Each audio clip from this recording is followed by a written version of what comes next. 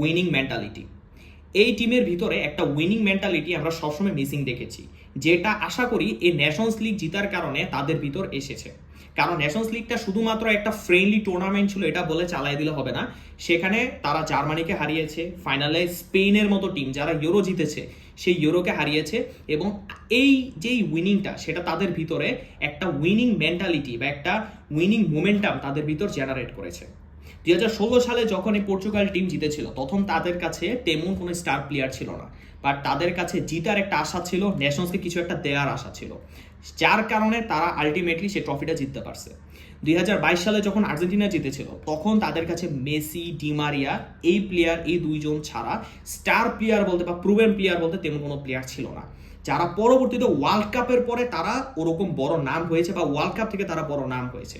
In fact তাদের কাছে যে কোচ ছিল সে কোচও কিন্তু তেমন কোনো বড় নামের কোচ ছিল না, যত বড় নামের কোচ বর্তমানে রবার্টো মার্টিনেস, কারণ সে অলরেডি বেলজিয়াম ন্যাশনাল টিমকে কোচ করে এসেছে বা তাদের সাথে তারা ওয়ার্ল্ড কাপের সেমিফাইনাল পর্যন্ত খেলেছে। সো এই জায়গাতে আসলে কথা আসে এই টিমের এলিট মেন্টালিটি নিয়ে।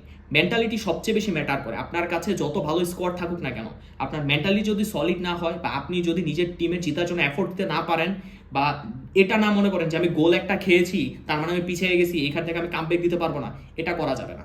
আপনি গোল খেয়েছেন, সেই গোলটাকে আপনি কিভাবে কনভার্ট করে ইকুয়ালাইজ করতে পারেন, ম্যাচ জিতে বের করে আনতে পারেন, এই জিনিসটা থেকে মনোযোগ দিতে হবে। আর এই জন্যই এই টিমে রোনালদোর ইম্পর্টেন্সটা আরও বেড়ে যায়, কারণ রোনালদো রিয়াল মাদ্রিদের সাথে এরকম প্রবলেম অনেক ফেস করেছে।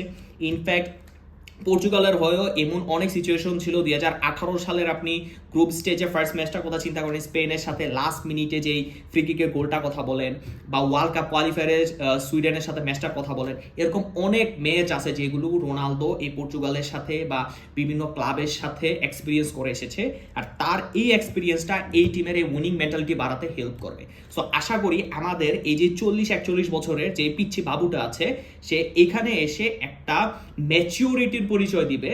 সে কান্নাকাটি বা অন্য সব কিছুকে সাইডে রেখে জাস্ট এই টিমের যে একটা লিডারশিপ আছে সেই লিডারশিপটাকে প্রপারলি হ্যান্ডেল করবে, এবং ম্যাচুরিটির মাধ্যমে এই টিমকে একটা এলিট মেন্টালিটির দিকে নিয়ে যাবে। সো এই জিনিসগুলো যদি পর্তুগাল টিম কম্বাইন করতে পারে তাহলে আশা করি এই টিমটা কিছু একটা করতে পারবে, বা এই ওয়ার্ল্ডকে ডমিনেট করার যে ব্যাপারটা সেটাকে এনশিওর করতে পারবে। না হলে যত ভালো স্কোয়াড হোক না কেন এই টিম কিছুই করতে পারবে না। বেলজিয়াম ন্যাশনাল টিমের যে এলিট বা যে গোল্ডেন জেনারেশন ছিল সেই জেনারেশনের মতো এই জেনারেশনটাও হারিয়ে যাবে। সো আশা করি রবার্টো মার্টিনেজ এটা করতে দিবে না, এবং এই টিম ভালো কিছু করবে এই ওয়ার্ল্ড কাপে। Thank you.